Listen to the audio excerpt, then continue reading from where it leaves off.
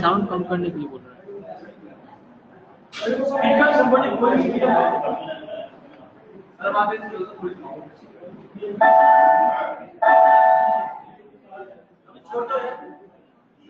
ये मिनिमम ही था। Hello. Yeah, so now you guys know how to use OneNote. Everyone has gone through the basic training which I shared with you.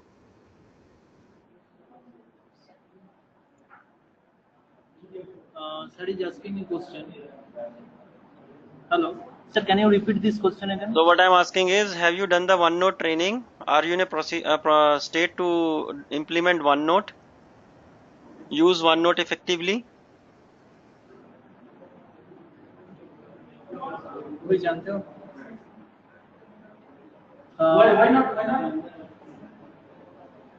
Why you have done the OneNote? इसका मतलब mobile बंद करो मैं schedule करना transistor का अंतर नहीं होगा जिसको क्लास करनी है. Sir, actually student are not about this question. So can you please explain, sir? So this topic is discussed in the previous discussions, and students know what they have understood during the last discussions. So I had asked them to go through the OneNote training. So there is a tool called Microsoft OneNote.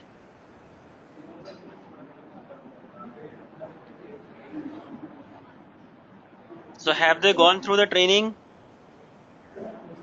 कुछ पूछ रहा है, कोई बताओ.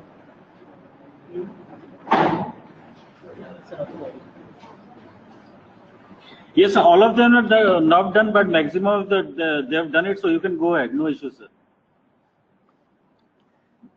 And about last week's discussion, we discussed 3 topics. One was operational discipline, stress management, and resource management. We had done a case study whose links I had shared with you. Have you guys gone through the case study at your workplaces? देखा है किसी ने? देखा? Next class में class होता है. वो सब प्लान को बना करके मैं क्लास में जाऊंगा. ये बेटे मौका दिया करके कम. जाने खाली की क्लास में जरूरत क्या है? कम. केस स्टडी डिस्कस को तो पेश करो. Yes sir. go.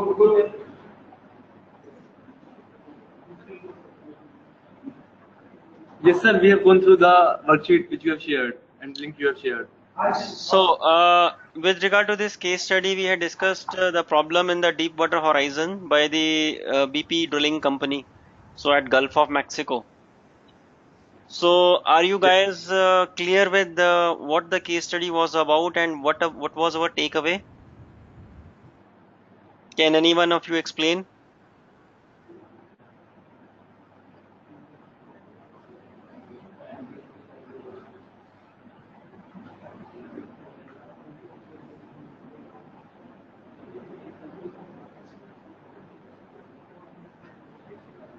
Because if you guys have not understood this, then probably you will not be able to understand the core of this subject. This topic was very important, which we discussed last week. So if you have any questions, we still can discuss about this case study, or if you have nothing to ask, then you need to tell me what you have understood from this case study. Sir, if you can give us a quick recap about the case study, then please give us. So recap is in front of you. It was a case study with regard to leadership activities and operational discipline about Deepwater Horizon. So there was an explosion which happened in the year 2010 on 20th day of April, and we had tried to root cause the issue by seeing various videos, by seeing various clippings, and I have also provided you the links of same. So this explosion killed 11 platform workers, so which was a serious event. So this was a case study about operational discipline and there were some flaws in the operational discipline which were not honored. That is the reason this explosion took place.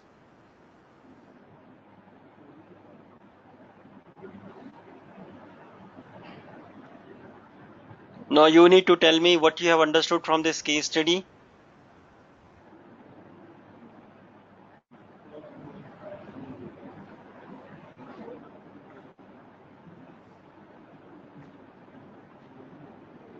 This was one of the biggest explosion happened in the industry, this petroleum industry.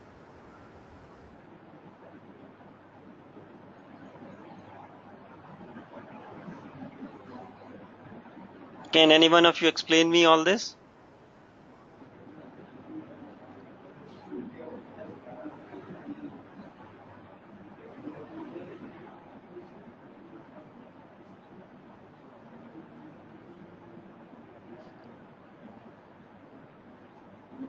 So when we discussed about this last week, so what you had understood, at least you can tell me that.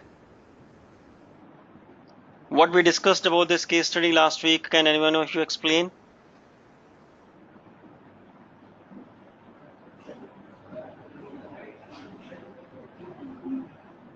आप लोगों का condition देखो, आप लोगों को लगता है किसी एक को भी ये नौकरी मिलेगा?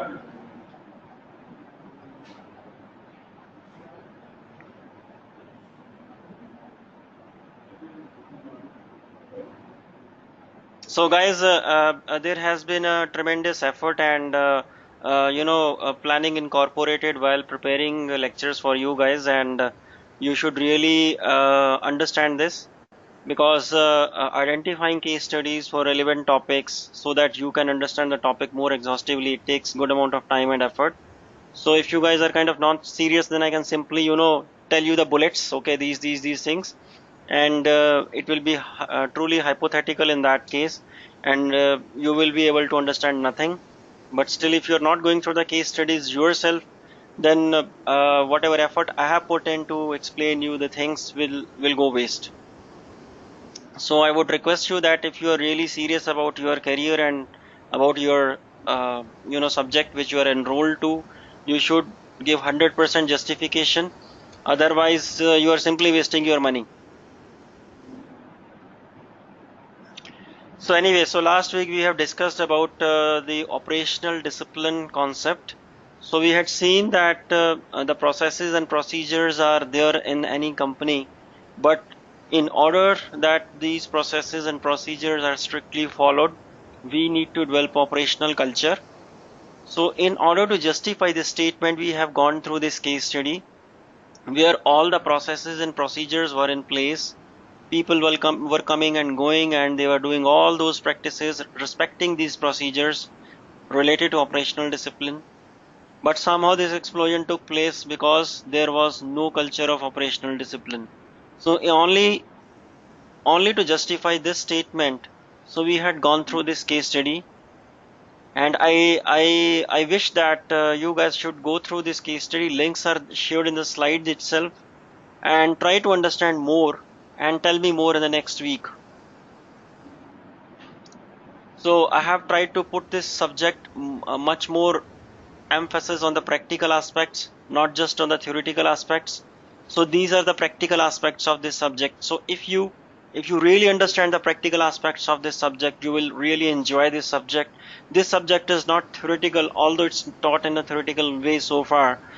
So I would advise you that you go through these case studies, the links I have shared, the OneNote trainings I shared with you, so that you can understand those practical aspects of the subject, not just go through the lines and read in and jot in and just memorize the things and cram things before the exam and clear the paper. So the intention of the subject is to understand the practical aspects of it and how you can apply those practical things in your real life. Because my job is here to speak for you for the allotted time, and I will go. But what you have to learn from this is you have to realize the takeaways from this discussion. You have to interact, you have to participate in the discussions, you have to ask questions, you have to note down the important things, and you have to diligently do your homeworks as and when it has been asked you to do so. Excuse me, sir. Yeah. Sir, I think recording is not started. Recording is Can I- started and I'm recording it. You don't worry about that. Okay. Thank you, sir. Please continue. So anyway, so today we'll discuss the next topic of operational discipline. So that is the strategy. So in the first discussion, we had, discussed that how we can create a list of actionable and non-actionable items. And then we have told that the items which require immediate action, so they need to be prioritized. Now, once we have made the priority list, for that we had used Microsoft OneNote as a tool which we can use in creating a to-do list or actionable list. So now in order to implement that to-do list, we have to have a strategy in place, and we have to map that strategy with our the priority list which we have made so far, and we'll try to discuss this in this today's lecture. So let's start with an example. So imagine you are a general which is taking troops to a foreign territory. So this means you are a brigadier or someone who is leading a brigade or a battalion, and then you have to achieve some goal.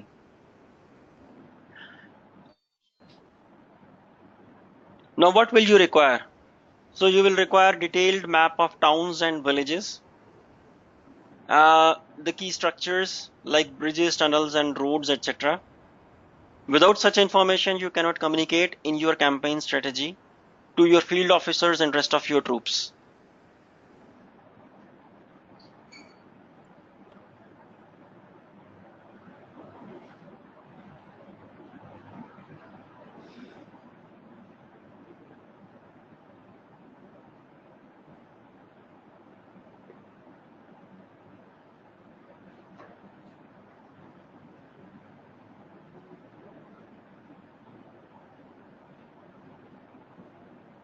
Sorry, I was gone on mute, so sorry for that.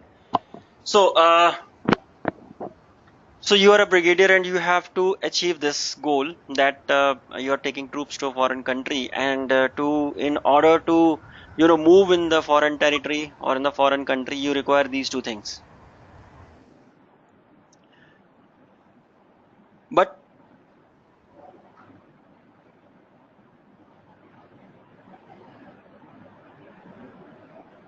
so in order to communicate to the field officers, you need to have this information. But typically what happens is the top officers of let's say in army, for instance, like they don't communicate 100% things to their field officers. So this means that the communication is not transparent, and the army which follows the commander, the army which follows the brigadier, they are simply not aware of what they are going to do. So the problem is lack of communication. Second thing is you don't have the detailed information. The senior officer of any army, they don't have the 100% information, and they move with approximations. So when they do so the problem is like you don't have a clear-cut strategy to achieve any goal. So the bottom line is you need to have a strategy, you need to have a proper planning whenever you are trying to achieve a new task, new goal, which is risky, which is fraught with inaccuracies, which is which requires a lot of effort, and you have to accordingly then strategize the things. So the key takeaway from this snippet is like normally limited information is given to employees. So you are in a company and you're working on a module of a given project. You don't know what is the scope of the project. You don't know where this product will map to. You are just a part of this activity and you are just doing your job. So in that case, like employees get defocused because they don't know what is the outcome of this assignment which I am doing. They don't know whether they have to feel motivated or what direction they have to move in, and because of which most of the employees tend to leave the company. So that is the reason, like nowadays in many organizations, There are all hands meet every quarter. So where the VP of the group or the director of the group comes and tells you the roadmap, where the group is moving to, what products it's working on, what products they are going to stop. So what is their future roadmap? What is their future course of action? How they are going to, recruit the engineers, how they are going to staff other people, and what assignments they are going to give to those persons. Secondly, in that all hands meet, uh, whosoever do good job during a given quarter, they are given accolades, they're appreciated, so that their satisfaction level, the employee satisfaction level, is kept intact. Second thing is, in such type of all hands meet, uh, there is an effort to incorporate transparency among the senior management and the engineers of that group, so that these things can be achieved. Employee defocus should be tackled, employee dissatisfaction should be tackled, attrition should be contained, delivery efficiency should not drop, and company should not become eventually a visionless company. So on point of attrition, actually, like the companies who don't conduct such meetings within the group, so and in those companies, employees don't have a clear direction what they are going to do, their motivation level is less, their delivery efficiency is coming down eventually, and as a consequence of which, the attrition level is defined as the rate at which the employee leave a company in a given quarter on a quarter to quarter basis. So typically attrition level of 5% is 5 to 7% is taken as okay. But if any attrition level, if it is beyond 10%, let's say, so it is termed as warning. Any attrition level which is beyond 15%, it is termed as alarming. Now my question to you guys is, if you can imagine or if you can guess how attrition affects the company productivity, how attrition affects the company productivity, or how company affects the company's vision and company's mission.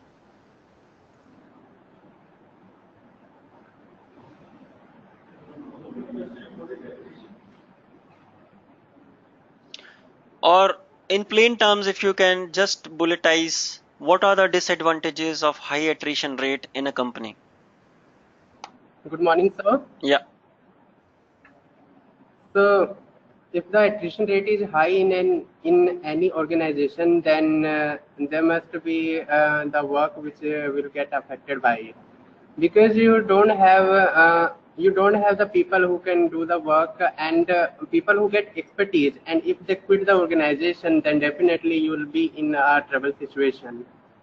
So if this thing is continued for a longer period of time, then you will reach to that moment, that point where you will be in a miserable situation that how to run the organization at that moment. So I What are think the if, other things, like that's okay, like people are going, your project is not in a position to get completed. Apart from this, what other factors, what are the other things which are resulting as a consequence of attrition?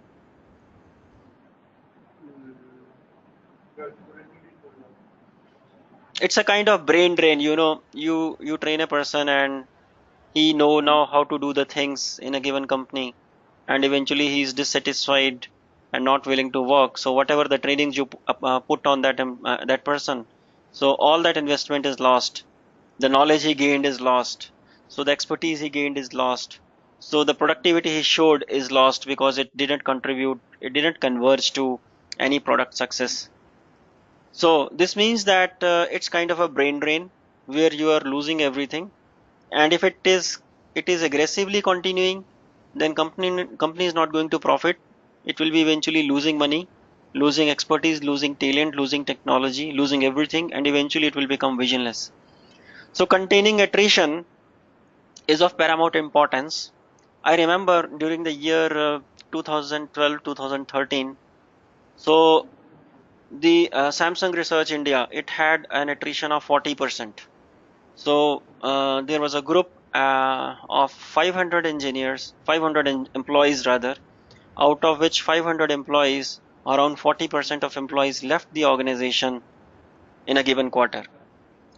And when you miss 40% of the workforce, the products, the technologies, the work the group is working upon, it will eventually get affected. And whatever the targets were strategized during that year, they were quite impacted, and company had to change its policies so as to contain attrition. When I say the company had to change its policies, I mean they had to revise the salary structures, they had to revise the facilities and infrastructure given to the engineers. They had to revise so many things in so many domains, and they had to also refine and update the recruitment policy. So because previously before this attrition actually started, so the company had made a policy that they will not recruit any people who are not from tier 1 or tier 2 institutes. And eventually this showed a side effect, huge side effect. So the people who were from tier 3, let's say, or tier 4 institutes, and they were quite stable in their domain, they eventually took it very negatively, and they started quitting the company. And when it happened, so the company realized that the new policy which they have put in, it's actually banging them back. And as a consequence of which, they had to revise this policy, saying that it's not the case. People who are talented, people who are working fine, so we will retain them, and we will take the similar kind of stuff from outside as well. So sometimes company policies itself which impact the attrition rate of any company itself. Anyway, so moving to the next point. Now, how we can strategize the strategy. So as I told that when we are strategizing the strategy, so it actually helps us in making our planning to act upon a actionable item which we have noted in our to-do list to deal with it effectively. Now, when we are strategizing the strategy, we can make use of another tool which we call as strategy maps, which we'll try to understand today. Strategy maps show how an organization will convert its initiatives and resources, including intangible assets such as corporate culture and employee knowledge, into tangible outcomes. So this is the benefit of applying strategy maps in any company. What do you mean by tangible and intangible assets? Do all of you know? So what are the examples of tangible assets?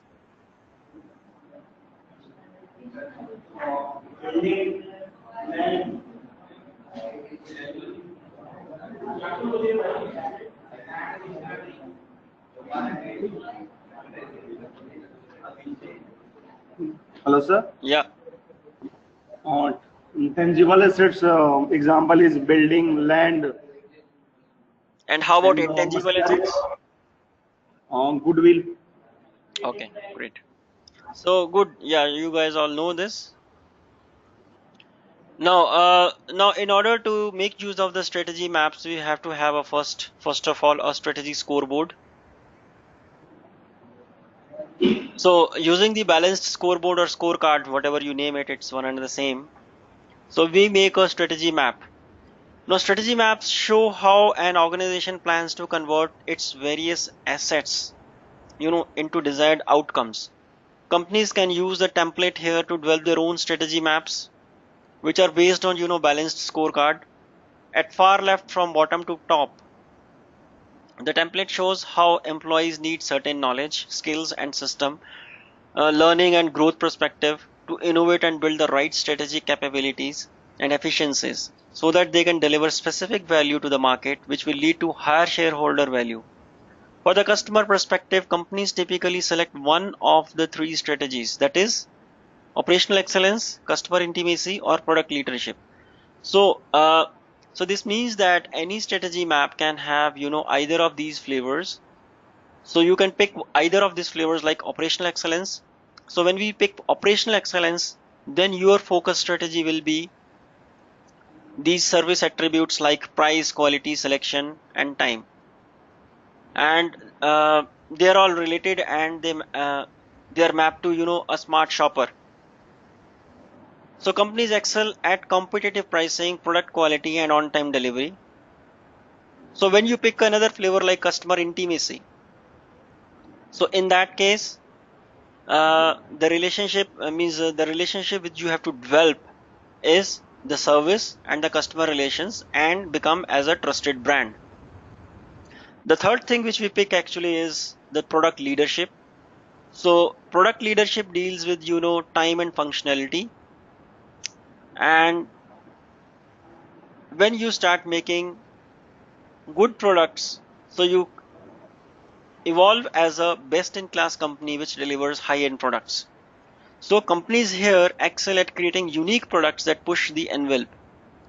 So based on the company's business, so every company picks either of these three strategy maps, or the these three strategies. Now operational excellence we have discussed previously. Now operational excellence has sound significance in the companies which deal with high risks, where the employee safety is at stake. For example, the previous case study we had of British Petroleum. So here people have high risks of their life because they deal with fire, the petrol, the crude oil. So here quality, time, and selection of things, like these are the attributes. Quality actually is the main attribute when we speak of the British Petroleum case study. Otherwise, operational excellence has also sound significance in the companies which deal with services actually, because there they have to give the best pricing, best pricing of their services to the vendors, to the clients, best services with regard to pricing, best services with regard to best time, that is time to deliver the things or complete project, and with high quality. So price, timing, and quality, these are the key things in any services company. When we deal with the customer intimacy, so customer intimacy has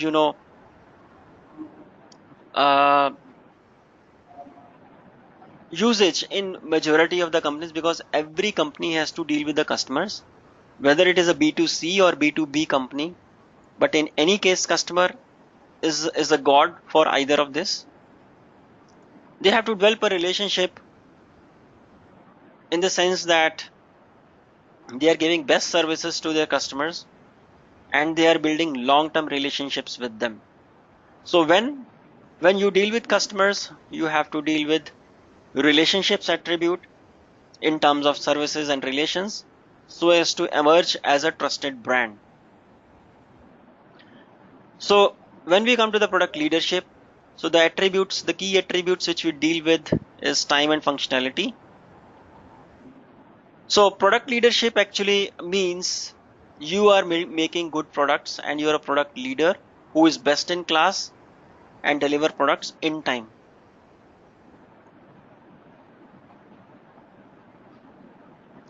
Now, the boxes which are tick marked, this means that these are the general requirements, and the products, the boxes which are grayed, they are the key differentiators in any strategy option which we choose actually. So is it clear?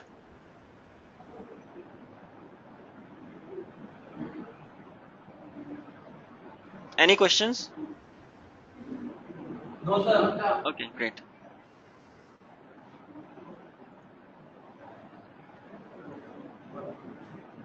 Now, let's have a case study.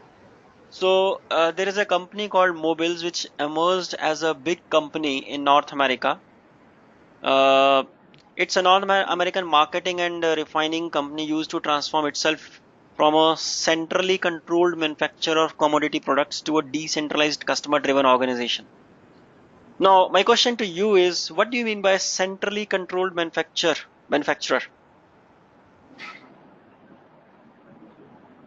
What do you mean by the term centrally controlled?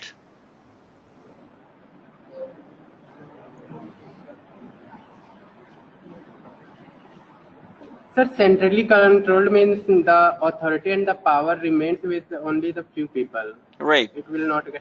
Right. So it was that type of company, and it was a manufacturer of commodity products, and the intention was to become a decentralized customer-driven organization.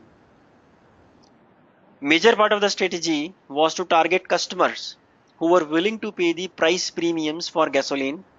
Gasoline means the petrol fundamentally. So who were willing to pay the price premiums for gasoline if they could buy at fast, friendly stations that were outfitted with excellent convenience stores. Using this strategy shown here, which is below, the Mobil increased its turnover to $1 billion US annually. So this is what they did actually.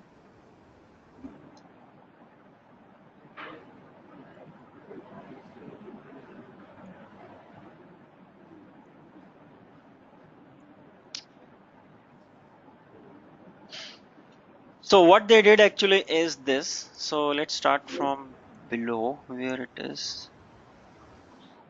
It's kind of.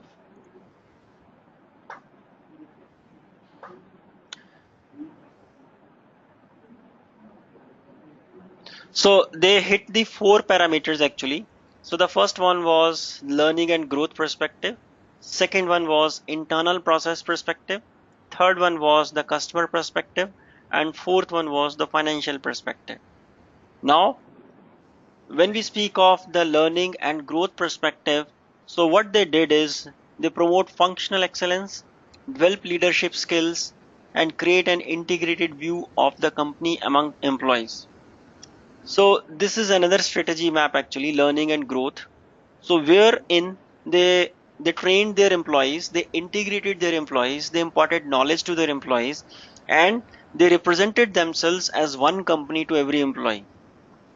They adopted new technology and encouraged and aid the process improvements, and they aligned the business and the personal goals. So in any company, if business goals of the company are aligned with each and every employee's personal goals, then none of the employees will leave the company. For instance, Samsung had a goal of Vision 2020 where they wanted to be a #1 company in the semiconductor domain. And they clearly escalated this, intimated this waterfall to each and every employee of the organization.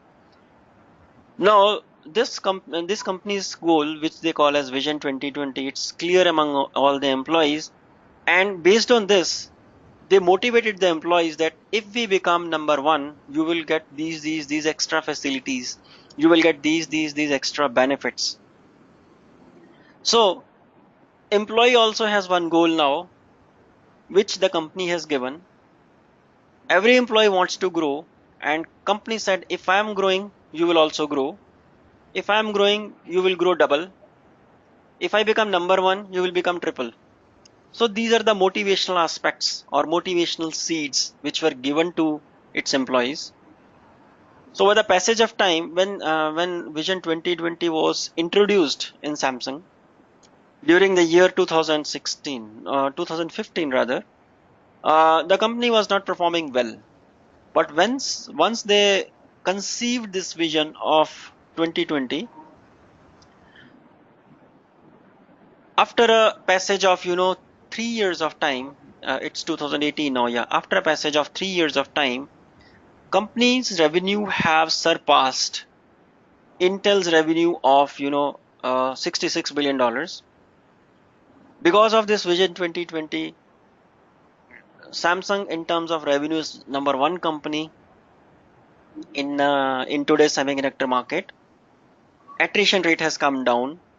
Its memory sales has increased. It has passed the memory sales of Toshiba and Seagate and Western Digital.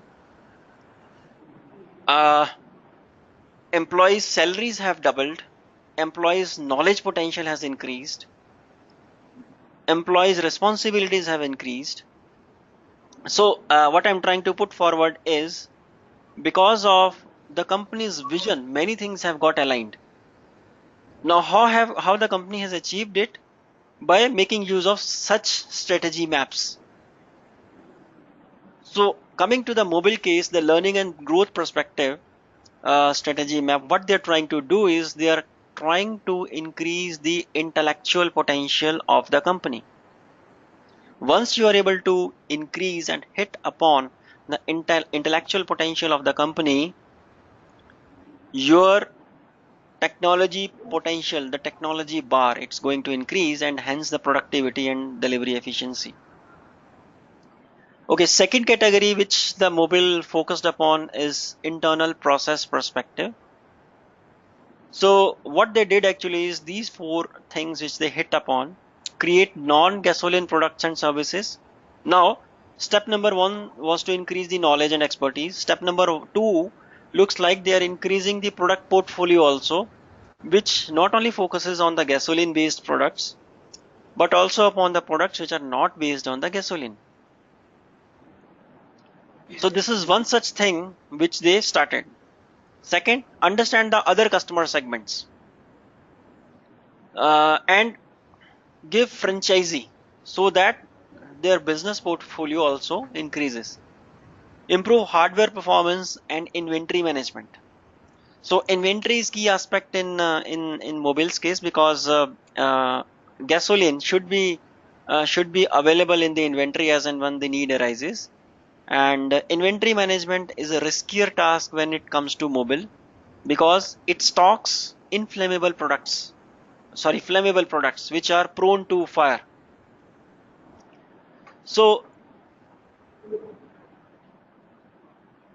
what things they focused upon is the refinery yield gap, unplanned downtime, inventory levels, stockout rate, and activity based costs versus the competition. So these were the key things when they speak of the inventory management. As I told that the products or the inventory, the raw materials which they are stocking in the inventory are prone to fire. So another aspect in this strategy map comes allied is improve environmental health safety. So that is reduced number of environmental incidents and safety incidents. You know, in India, you take any company, any organization, these things, safety aspects are not given much care. Environmental and employee health safety, they are very important. Let's say if some fire broke in some company, so the amount of devastation is unimaginable. So, but in this aspect, in mobile's example, so this is very prominent, very important, and this has to be taken care in the internal process perspective strategy map. Then next category is the customer perspective. In customer perspective, the key focus is on customer intimacy proposition. Now, when you speak of the customer intimacy proposition, so you say that you need clean, quality products who are safe to use and they are speedily available. So if these attributes, so the white boxes are the general attributes and the gray boxes are the specific attributes. So if these things are, taken care, then customer perspective is attended to initially. But when you appreciate the customers, yeah, you have made a nice purchase, you motivate the customers to come back, then the second category, the second thing, which we call as relationship, is tackled. So you have to be friendly to the customers, you will have helpful workers, recognize the customer loyalty. Yeah, you are loyal to us, we are giving a free gift to you. So such type of things help us, achieve stronger bonding with the customers. Then as a general trend or as a general consequence of this, you will be a trusted brand. Which is the number one trusted brand today? If you see around, which one you think is the most trusted brand today? In, let's say, in electronics market, for instance.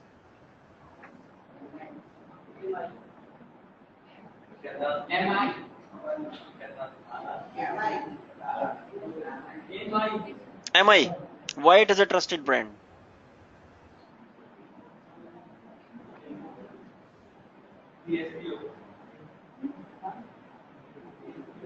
Why MI is a trusted brand?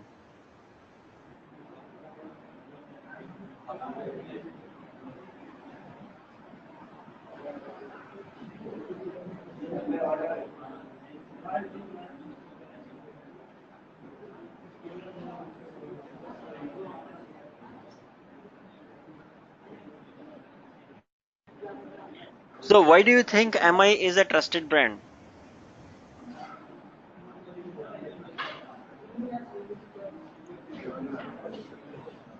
So because people are getting that what they want, they are using, and they found it very usable, and they think that it's meeting their requirement and all.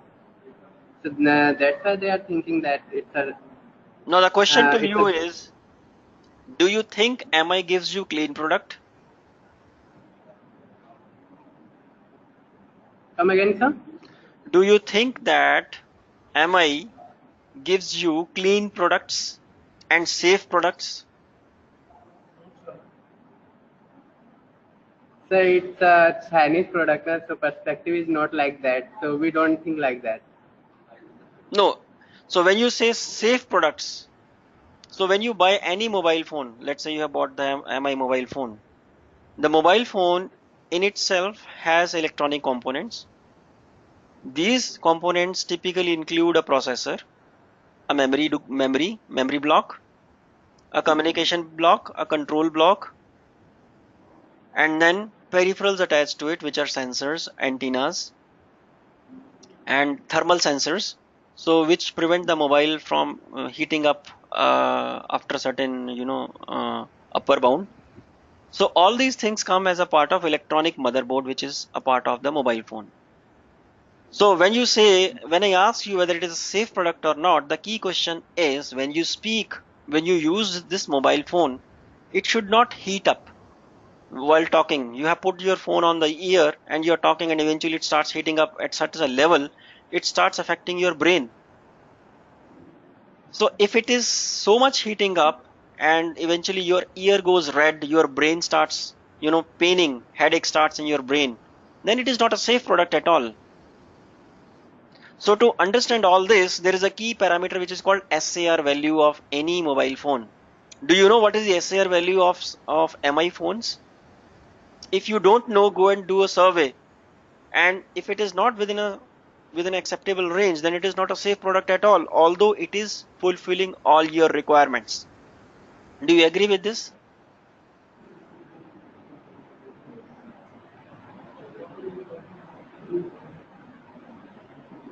Do you agree with this?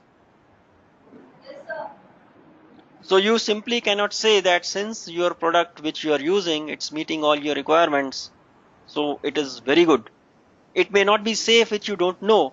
Nowadays, the Chinese phones, people who use the cheap Chinese phones, so what is the disadvantage with those phones? They are amenable to explode anytime. They have lot of microwave pollution. When you speak using those phones, you are prone to brain cancers because of microwave pollution. And third thing, the screen which they are using, it emits certain rays which are not good for your eyes. And the fourth and last thing is, the phones which you are using, which are Chinese phones, they keep track of each and every customer, what he is doing and where their product is. Means they can spoof off any personal information out of you when you are using their cheap phones. Few years back, when Samsung Electronics launched their first mobile phones, the phones were directly coming from Korea. And the key problem with those mobile phones was they used to heat up so soon. Second thing is, there was a current leakage because of which the phone used to hang quickly. So these were the two quality issues with Samsung products. Now what they did is, they started this Samsung India Electronics in New Delhi itself, and they started manufacturing phones in India itself. And what happened? The pricing of the phones dropped, but the quality didn't. And the company policy was like that. They used to experiment all their new products on in the Indian subcontinent region because nobody was complaining, and they were cheap products. And since Samsung was a brand, everyone used to buy Samsung phones. So the consequence was when number of events in which the phone failed, in which the product failed, started increasing. What happened? Other key players come in. For example, this Huawei or this the so-called MI and other players. They started giving stiff competition, to Samsung, because they knew that they are doing the hell of all experiment in the South Indians this what you call South Asian subcontinent region, because here people are crazy. They just want cheap phones which meet all their requirements, and nobody is bothered about safety. So what was the consequence? Consequence was Samsung started losing market share in India, and it is still happening today. So how we can appreciate all these things if we are a educated customer? If we just follow, okay, I just want all the features for this much amount of money and it is coming for cheap, I will buy it, then you are risking your health yourself. During those days, the service quality of Samsung was also not good. Nowadays, it has improved to a certain extent, but during those days when Nokia was the key competitor and Nokia phones were, safe from health perspective, still they are safe, they are robust. So during those days, the services of the Samsung were very poor, and the company was not at all a safe company to buy products from. Now today, Apple is a key mobile phone manufacturer, but the services of Apple are quite good. Although the products are relatively expensive, but from service and quality wise, from these health hazards point of view, Apple is a very good company. Even if you return to the Apple a 5-year-old phone because of some defect which you report, they will give you a new phone. No company does this if you compare the service quality of others with Apple. Do you agree with this?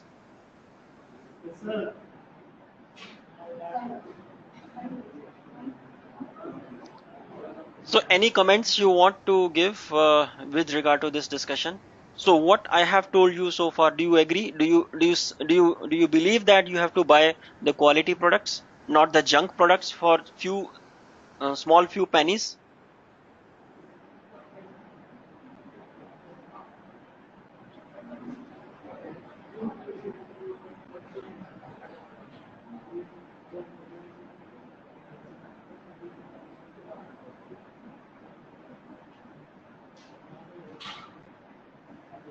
Any questions so far? So, it okay, so the product price is less, but sometimes it has seen that the product which has less price can give you the more features and all, and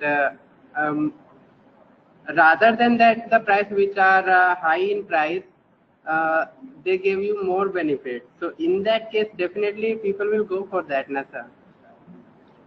That is why I said the customer has to be an educated customer.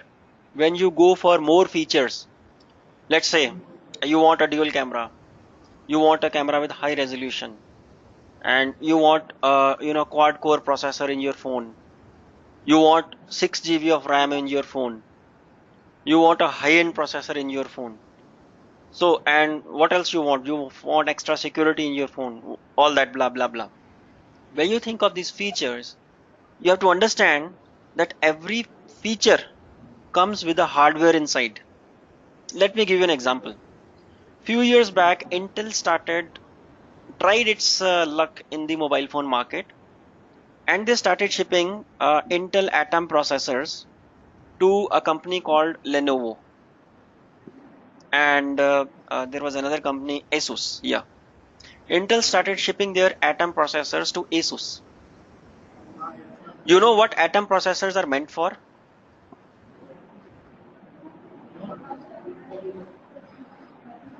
Anyone having an idea on the Atom processors?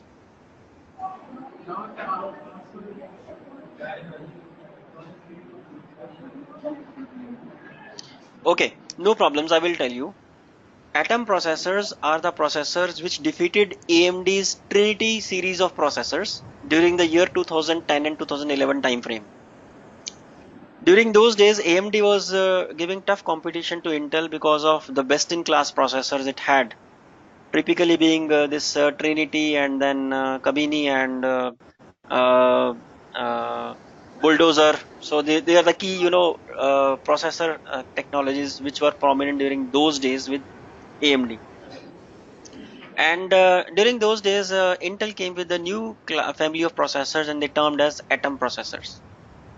Atom processors are typically meant for laptop generations or laptop series of products. Now, you know that any computer, any desktop or any laptop which is having a processor, it has more power than the processors which are used in mobiles. Do you agree with this? Yes, sir. Right? Now, what Intel said that we will ship our Atom processors to ASUS to manufacture their mobile phones. Now, Atom processors have lots of features. It has lot of capabilities. It is a very high-end processor. Now, do you feel that a high-end processor can be a part of a mobile SoC or a mobile system on chip?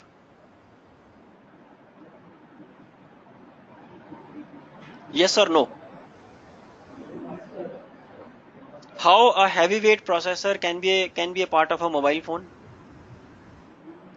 Mobile is a small device as when you compare it with your laptop or a desktop, right?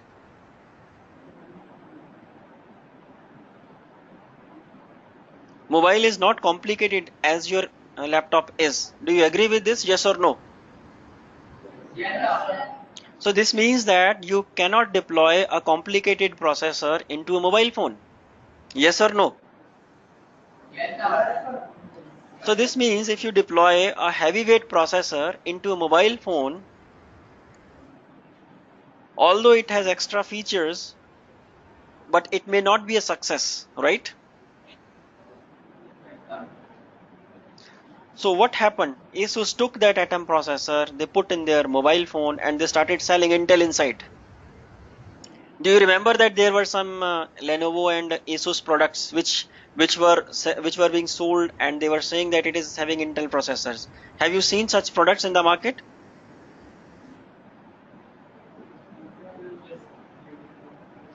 Just go and do Google. You will come to know that there are certain tablets and mobile phones which have Intel inside and they are shipped by ASUS and Lenovo.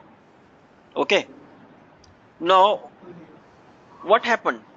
These product series failed, failed heavily, although they were having extra features. Still, ASUS launched their mobile phones with 6 GB RAM and they used to come for, around 22,000 rupees. And Samsung and Apple didn't launch their products at this cheap price range. But they say that we have Intel processors, we have this, we have this, we have extra memory, come and buy our products. But the drawback with ASUS and Lenovo was, since they were having a heavy processor which require more power, because any complicated processor with extra capabilities, extra processing power will require more power in terms of per watt. These things started heating up more. When they started heating up more, if you're using ASUS phone or Lenovo phone and you're talking, let's say for 20 minutes, you will feel that your ear has become red. Eventually, this thing was complained by many of the customers and their products failed. So this means that the products were not considered safe because of the issues arising when you are using those products.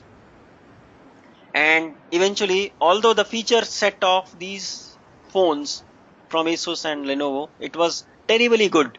It was having double camera, it was having 4 GB of RAM. I remember in the year 2015, ASUS was selling a phone which was having a 4 GB of RAM and a 32 GB of extendable memory. It was having an Intel Atom inside and they were selling it for 15,000 rupees. But the drawback was, a disadvantage was, their processor was eating so much of power that the battery used to drain off so quickly.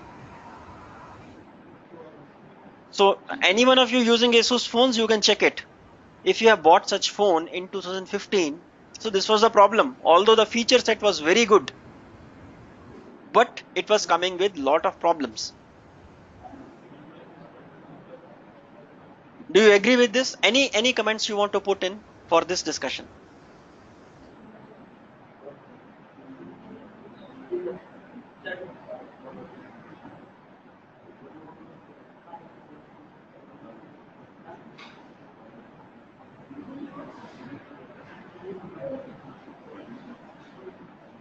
Any comments? Okay. So bear in mind that any cheap product does not have safe things or does not have taken care of the safety aspects. Whenever you assemble any product, for instance, so it requires a thorough testing. Now, what you test in the product when it is assembled? So whenever you connect one interface to the other, it has to be properly connected. Even when you are, let's say, stitching, you are making circuits on the PCB. PCB printer. How can I put it in general terms? You can have a silicon wafer on which you are stitching the connections. So when you are stitching the connections, they have to be soldered properly. So if you don't solder properly, the loose connection will heat up frequently. Because of heat up, the leakage current will start coming in. When current starts leaking in, it will short circuit the entire board, and eventually it will explode. So you have to test your product once it's integrated for all such things, that it's not heating up, the links are properly stitched, the connections are properly established. So that is called product validation and product testing, which normally happens at Samsung India Electronics in Noida, which is in phase 2 probably. So all the product testing is done in that phase 2 service, not service center, the factory, and then the products are shipped to the market. Now, when you buy those cheap products, that product validation and testing is not done. That is the reason these products heat up more. And that is the reason Samsung lost business as a brand when it initially jumped into the mobile market. And on the similar grounds, Intel, they entered into this mobile market, but they were unaware that laptop processors cannot be deployed to the mobile phones. And that is the reason they were not successful, and they eventually stepped back from the mobile phone market. So that is why this general attribute, that is safe products, is of paramount importance. Do you agree with this? Any questions so far?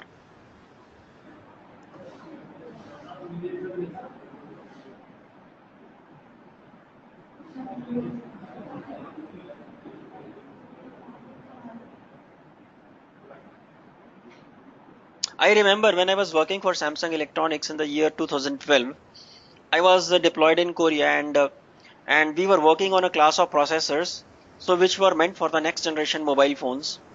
And initially the processors which we were working upon, they were coming with lots of issues, and it was a market driven decision that we have to deploy those processors, those buggy processors, into the South Asian market, so that people will use those products, they will come back with the feedback, and then they can enhance the processors with the feedback they get from the customers. So this is how the companies work. They deploy their products which are under research, which are under development, into cheap markets, and people normally go and buy products from those markets, and this is how the company prospers. Once their product becomes bug free, error free, they sell those products into high-end markets like European markets or American markets, and this is how they make revenue. So two things to be learned from this discussion. One is, you should not buy cheap products just for the sake of new features.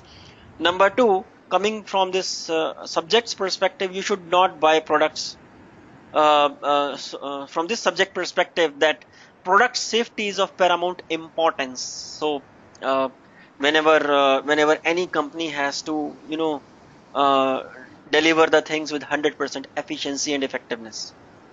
Make sense? Any questions so far, guys? Okay, so safe products we discussed enough. Product quality we discussed enough. Speedy purchase. So how you can make products speedily available? Any comments?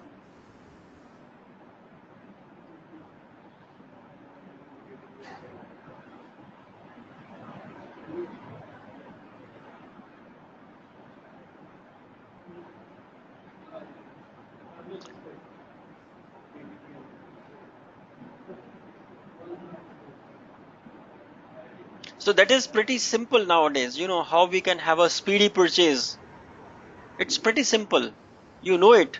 Come on, guys.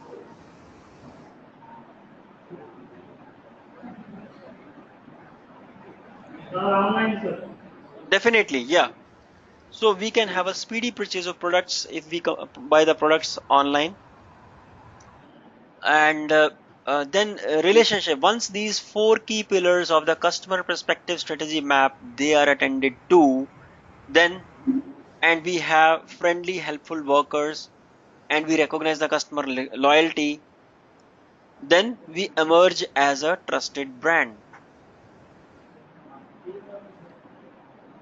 And apart from this, when we ship those products to dealers and we offer to the dealer more customer products, more consumer products actually, so because of which the dealer will have more business, and we also teach to the dealers and distributors that how to make big business and how to take care of the dealer's profitability. So when the company deals with such B2C and B2C customers, the customer perspective or the customer intimacy proposition that is 100% handled. This is how the mobile also did, and they became a trusted brand among B2C and B2B customers. So the fourth strategy map which mobile dealt with was the financial perspective. Now the key pillars with the financial perspective were, they introduced new sources of non-gasoline revenue through expanded convenience and store presence. Revenue from like non-gasoline products and profit margin eventually increased. Now, when you are attending to this financial perspective, so the fundamental perspective of knowledge and talent that should also be refined. So this they are already handled in the learning and growth perspective. Next is sell more premium brands to increase customer profitability. So they sell volumes compared with the rest of the industry. Ratio of premium products sold to regular products sold. So what was the consequence of this? Revenue growth strategy, understand customers' needs and differentiate accordingly.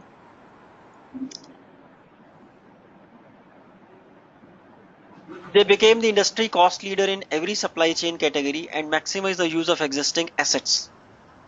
So the consequence of these two strategy maps is this: productivity growth strategy, maximize the use of the existing assets and integrate the business to reduce the total derived cost. So this means that they enhance their financial perspective strategy map, which is dependent on these fundamental pillars, that is learning and growth, internal process perspective, customer perspective. So when these three bottom pillars are attended, this financial perspective will also eventually improve. Now coming to the question, how these strategy maps help in delivery efficiency. This is the key question because we are studying the delivery efficiency subject, and this subject has now taken a different turn, and it has started linking to strategies and strategy maps of any company. This is question to you guys. Apply your brains and tell me how these strategy maps help attain delivery efficiency.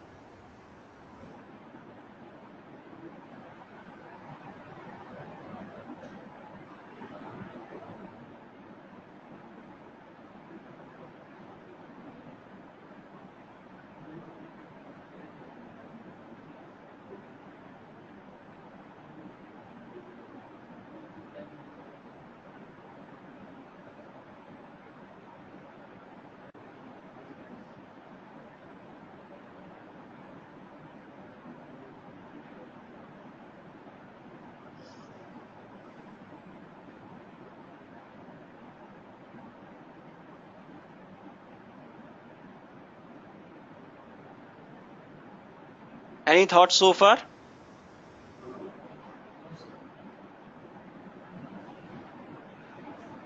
It is fundamentally, linked to the delivery efficiency.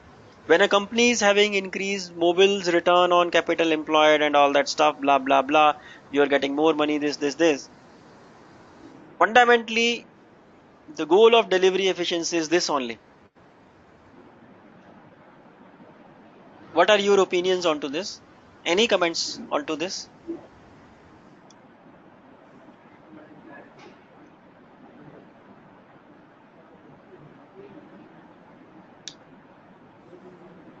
No comments so far.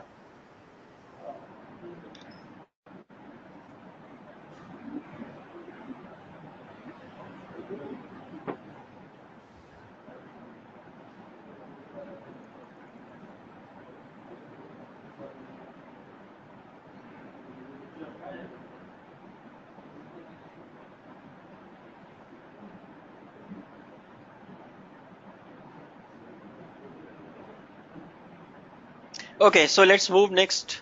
So probably we'll learn something. So in this mobile strategy map, so what's missing? Strategy maps can help a company detect major gaps in these strategies being implemented If at low. Yeah. sir, PPT is not visible to all. Sir, kindly increase the font size.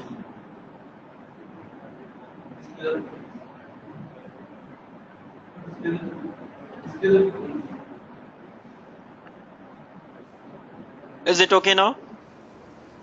Okay. Yes, sir. It is enough now. So what's missing in the mobile strategy maps was strategy maps can help a company detect major gaps in the strategies being implemented at lower levels in the organization. So this is the idea of having a strategy maps. At Mobile, senior managers noticed that one business unit had no objectives or matrices for the dealers. Had this unit discovered how to bypass mobile dealers and sell gasoline directly to the consumer, another business unit had no measure of quality. As shown below in this diagram, which is below, had this unit somehow perfected its operations? So this means that we deploy strategy maps so that we can achieve efficiency at the lower levels. Now, what are those lower levels? For example, we had this strategy map where we had like learning and growth perspective. Learning and growth perspective can be deployed at the lower levels, people to people, individual to individual, employee to employee. So that is what it means. So when you have a strategy, your strategy is learning and growth. So how will you do learning and growth? You have to deploy these things. That is promote functional excellence, adopt new technology, align business and the personal goals and stuff like that. So this is what it means. So strategy maps can help a company detect major gaps in the strategies being implemented at lower levels in the organization. And once those gaps are filled in, the delivery efficiency will increase. Now the drawbacks which they found is, the problems which they found is like one unit had no objectives or matrices for the dealers, as shown on the left, that is this.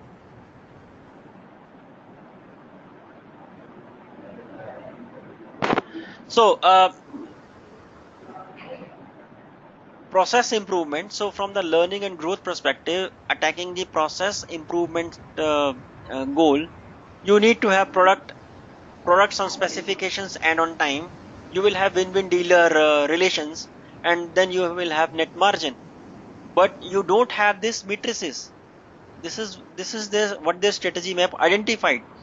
So with few of the dealers, there were no details,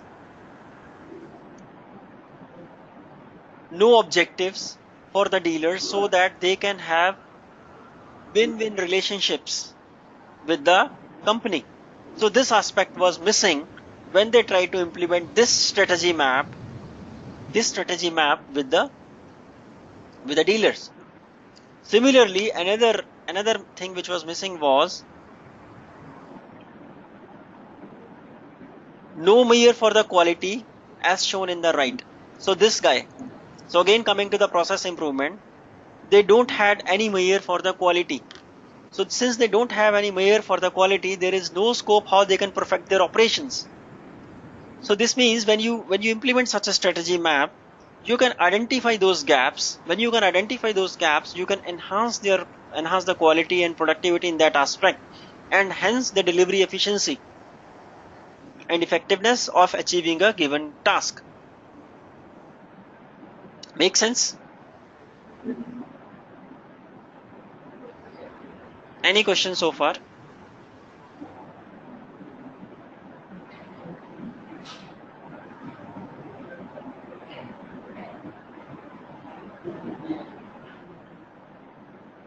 So our goal in delivery efficiency in the second lecture we discussed is to identify gaps. Now we can identify gaps in our strategies. If we are dealing at the individual level, we can make use of Microsoft OneNote as a tool where we can review and do the things which we discussed in the initial lectures. But when we scale this and map to the company, and when we try to do the things at the company level, we make use of the strategy maps. Concept is the same, but domain now it is different. Any questions?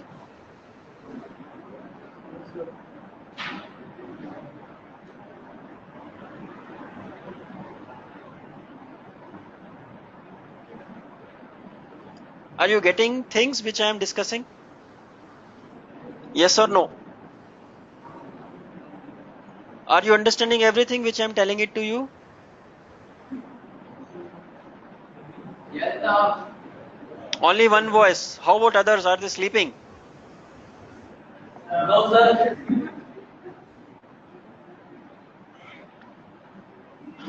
Okay, fine. So what we have discussed so far is, in the last discussion, we understand the operational discipline. We told that the procedures and processes which a company has identified need to be implemented. And when they are implemented, it should become a culture in that company. If you don't have the operational culture, then you will be missing something.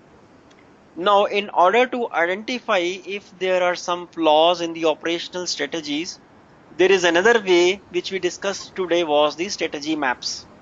So what is a strategy map? Strategy map is nothing but a actionable item which needs to be monitored at the grassroots level. How you monitor it? You identify such actionable items at the company point of view, from the company point of view.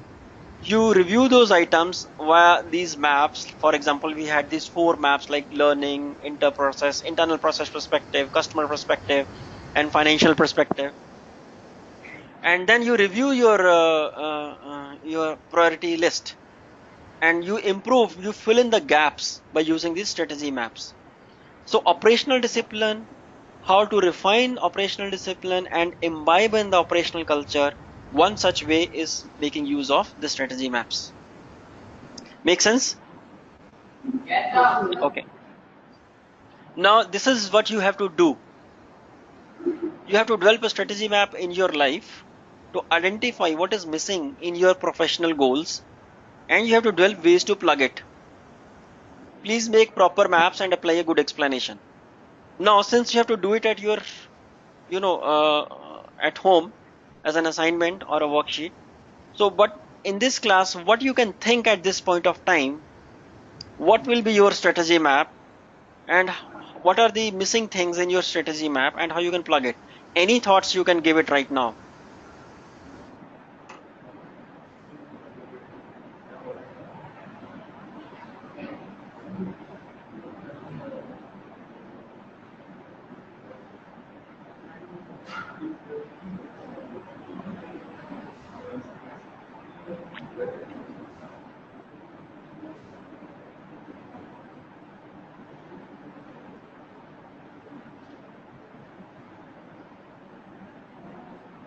Any thoughts?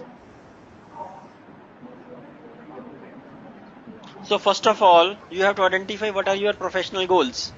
Can any one of you say what are your professional goals?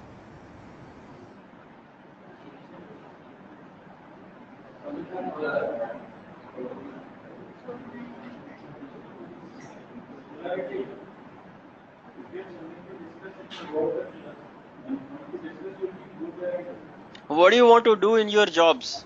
What are your career aspirations? तो class में ऐसा कोई नहीं है जिसका भी professional गोल है What is genuine active professional goal? Life में कुछ बनना चाहते हो या बनना चाहते हो? आप लाइफ में जो बनना चाहते हो क्या आपका प्रोफेशनल गोल है? Guys, you should have some goals in life, otherwise life is meaningless. वो तो फिर अल्लाह के सामने जो किया है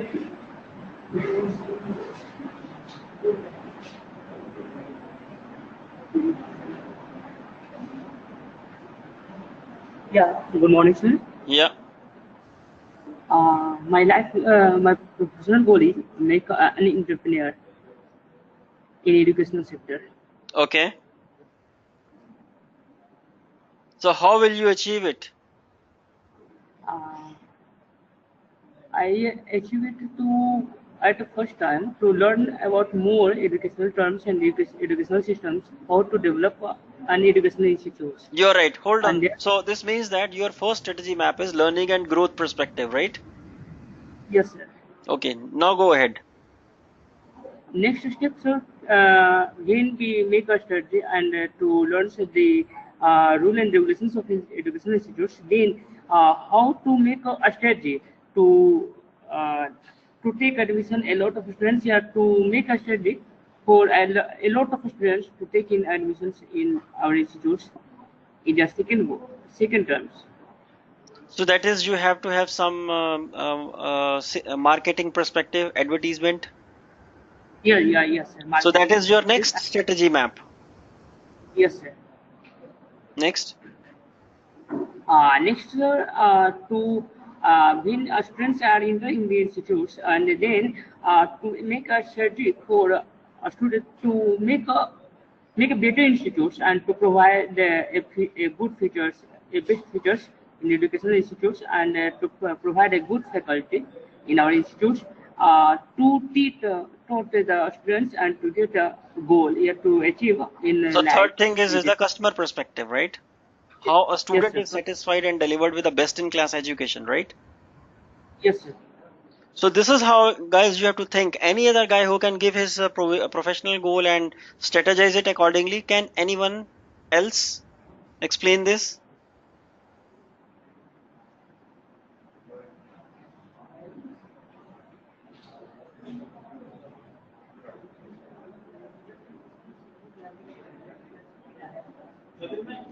come.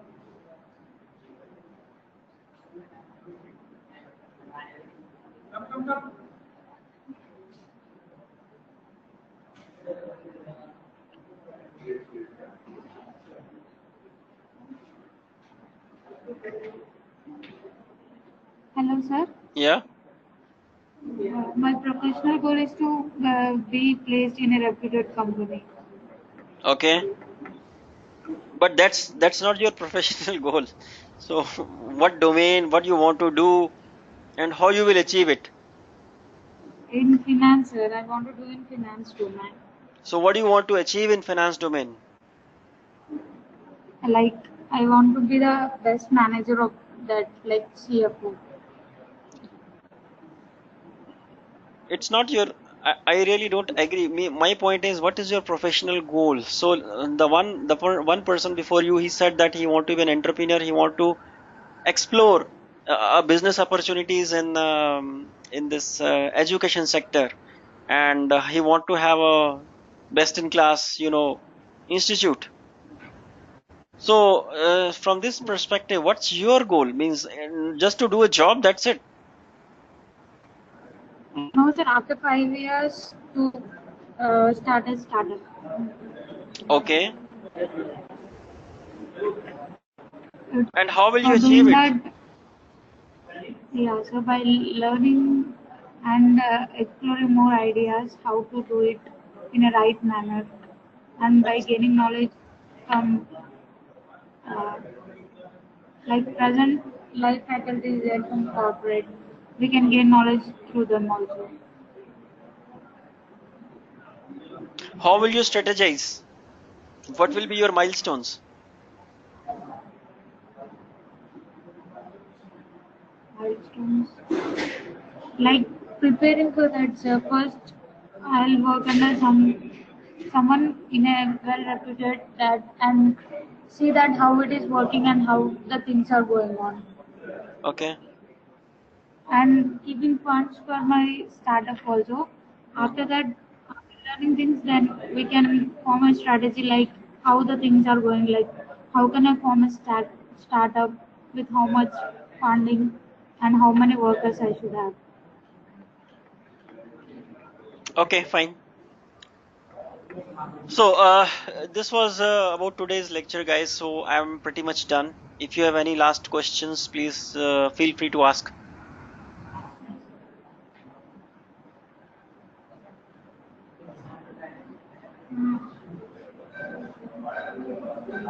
किसी को कुछ पूछना है? Anyone?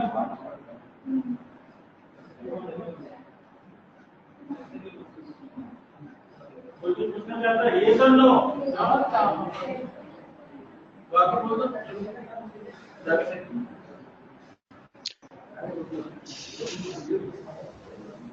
Okay, guys, bye bye. If there are no questions, thanks for listening to me and have a nice day. Bye bye.